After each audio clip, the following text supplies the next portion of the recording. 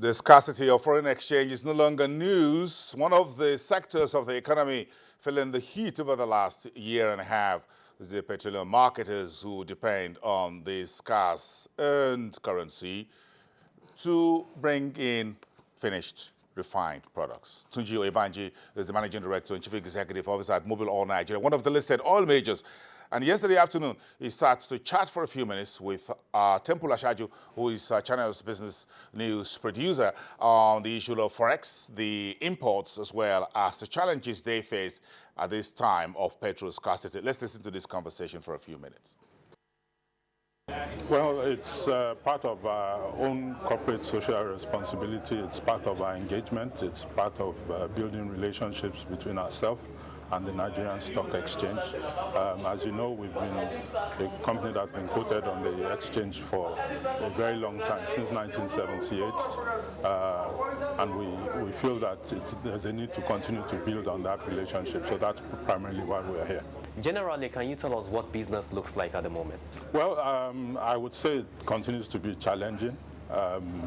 Supply is still not where it should be, but we continue to work hard with the government to do everything possible to ensure that the queues go away as quickly as possible. It's not always easy once the queues have started, because a confidence issue starts coming in, and you really got to get the consumers to this point where they are confident again in supply. So rather than people really buying much more than they require immediately, they go back to their normal buying behavior. So it's going to take some time. Those challenges continue to be with us. But we also, as a company, are also looking at other areas, other aspects of our business that are not regulated, where we can push and try and improve our income in those areas. So we focused a lot on lubricants, for instance, on our real estate portfolio.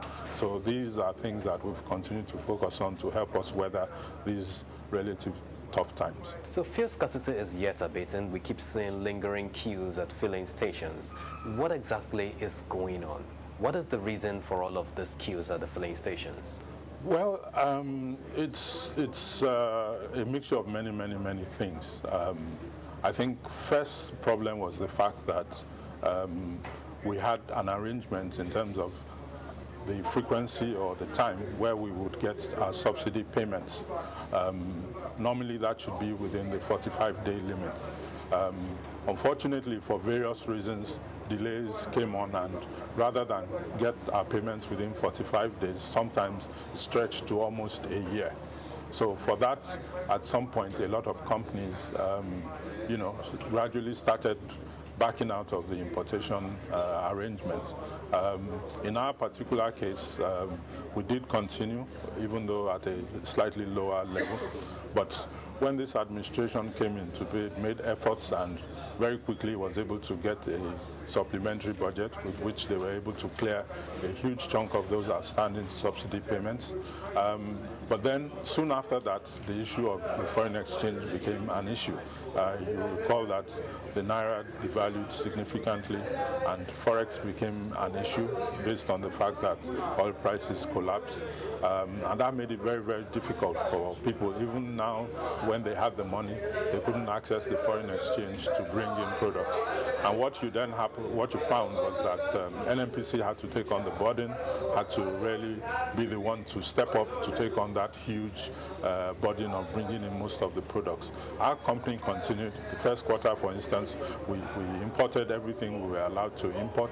We will do the same thing in the second quarter. So I think as various companies begin to find a solution to getting Forex, then you'll find more players will come on board and import more, and eventually you'll see that the queues will begin to die away. And as I think you would have observed that in the last week or so, the queues have actually been much shorter than they were in the past couple of months. There was meant to be a collaboration between the CBN, the NNPC, and upstream operators as to making FX available in the system for major marketers like you to source petrol and, of course, import into the country. Have you benefited from this? Well, again, the devil is always in the detail. I think For some companies, that has worked relatively well. For instance, our company has been able to get some support from our upstream company.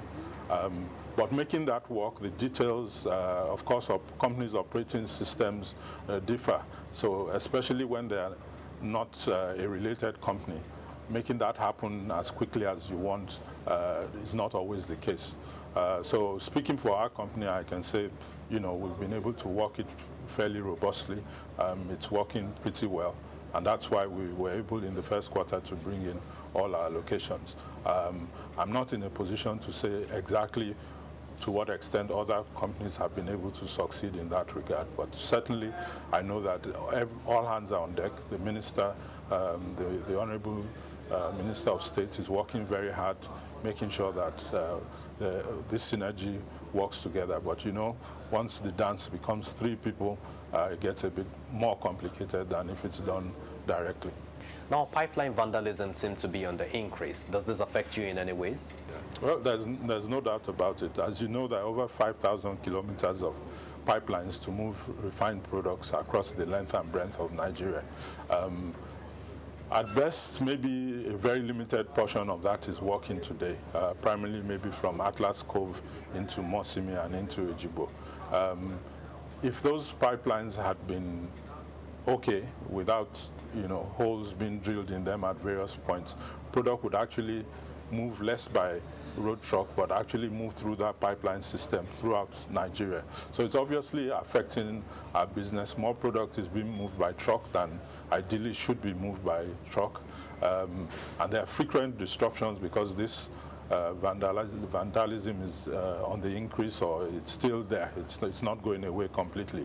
So that frequently disrupts our activities to a certain extent. But again, we've had to find ways to work around it to make sure that we continue to supply the public with fuel. So what do you now make of the federal government's plans to crack down on these vandals? Do you think that's the right way to go? Again, it's government's responsibility to maintain law and order in an industry, but I think that one of the other solutions is to always try and put structures or put systems in place that will eliminate the attractiveness of doing such things. So where you have price distortions, price imbalances, where demand is not always up to supply, and therefore there's an advantage of people going in, getting product from the pipeline, there will always be those who choose to go in that direction. So for me, if you can make sure that the price differentials are not as robust or not as wide, then you'll find that there will be less and less of that kind of activity will take place, because nobody will do anything if they won't gain too much from it. So for me, while you're making sure you maintain the law and order, you also have to, at the same time, put in place policies that make such things less attractive.